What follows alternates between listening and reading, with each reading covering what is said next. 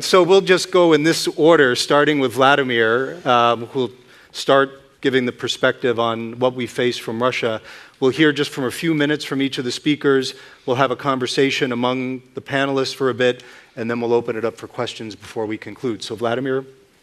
Thank you, Chris, and I'm delighted to be here. Thank you for chairing our discussion this morning. Still morning, right? And it's a very important topic, of course, and one that's unfortunately very relevant to Russia and has been for the last almost 2 decades now.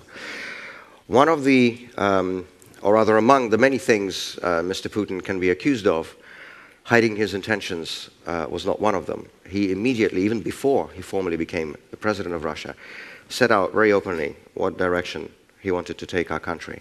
And I actually remember the date, surprisingly enough, when I realized who this man was. This was the 20th of December, 1999, the Chekist Day, the day which is astonishingly still officially commemorated in Russia to mark the day of the founding of the Bolshevik secret police, the Cheka, in 1917. Mr. Putin was still prime minister. It was the last 2 weeks of Boris Yeltsin's presidency. And on that day, he did 2 things. In the morning, he opened a memorial plaque to Yuri Andropov on the KGB building on Lubyanka Square. Andropov was, of course, a long-time chairman of the Soviet KGB, best known, or most infamous for setting up a special directorate within the KGB to target political dissenters, like Solzhenitsyn and Sakharov and Bukovsky, the 5th special directorate. And he was also known for establishing the practice of punitive psychiatry, that is, declaring dissidents mentally insane and sending them to psychiatric asylums, which according to their testimonies was the worst form, the worst thing that could happen, worse than prisons, worse than labor camps. So in the morning he opened a memorial plaque to this guy. And the same evening he attended a celebration, a festive night of KGB veterans in Moscow. And he told them publicly, with TV cameras present, with a smile on his face, he said, "I can report to you that a group of FSB officers sent undercover to work in the government of the Russian Federation is fulfilling its mission." And everybody started clapping and laughing and thought, what a cute joke. When Mr. Putin came to power, almost 18 years ago now, he took charge of a flawed, problematic, imperfect, but nevertheless a functioning democratic system, with competitive elections, with a genuine pluralistic parliament, with independent media, including independent television. And it didn't take him long to transform an imperfect democracy into perfect authoritarianism. It took him all of 4 days after his official inauguration in May of 2000 to send armed operatives from security services to raid the offices of Media Most, which was at that time the largest independent media group in Russia, the parent company of NTV. Again, at that time, the largest independent television channel, something we don't have today.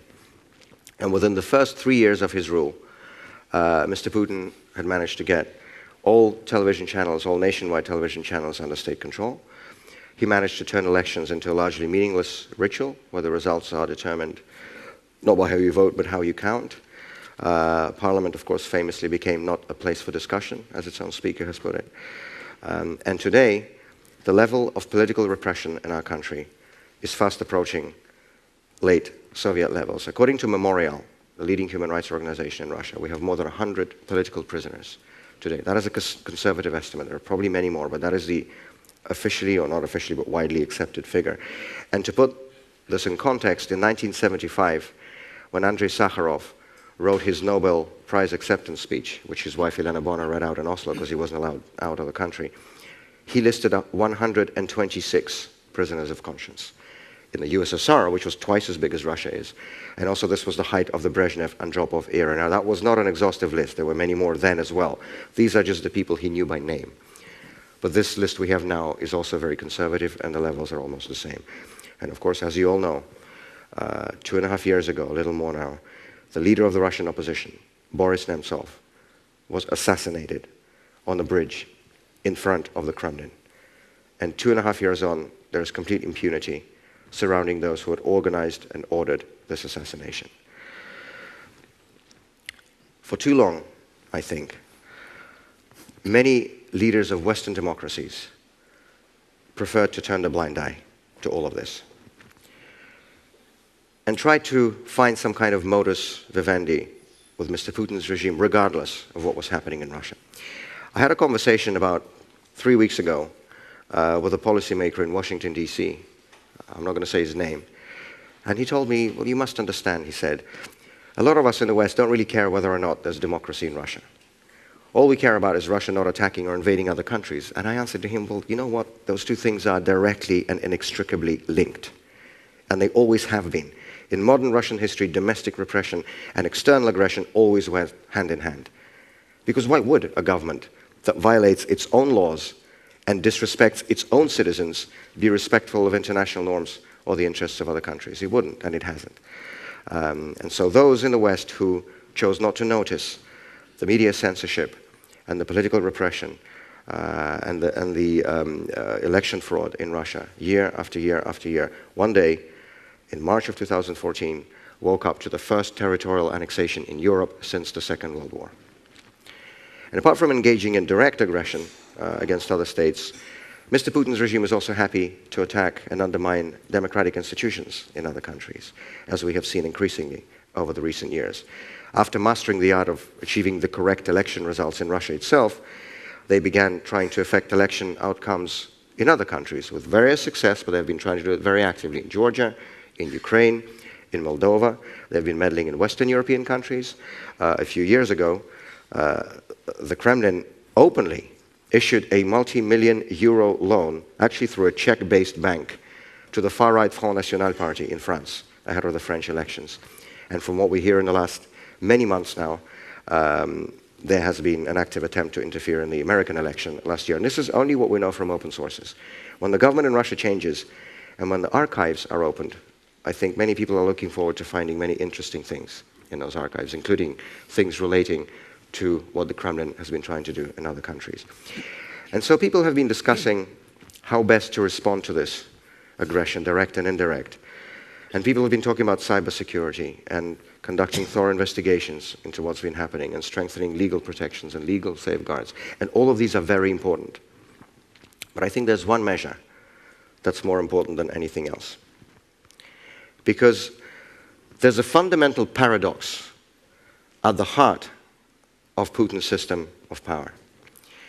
And that paradox is that the people, the operatives of the Kremlin regime, the oligarchs connected to the Kremlin regime, the people who want to attack and slander and undermine the West, also want to live in it. They want to keep their money in Western banks. They want to educate their children in Western schools. They want to buy high-class real estate in Western countries.